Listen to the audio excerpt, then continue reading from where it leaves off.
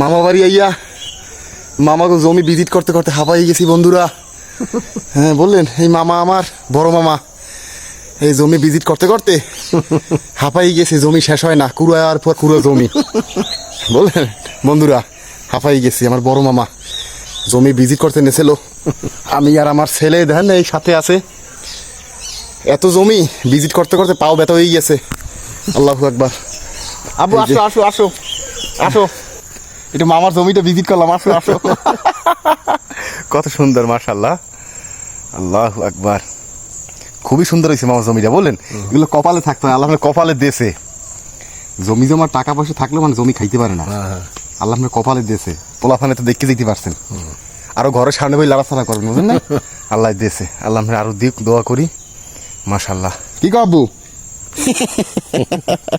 আসো আসো আসো,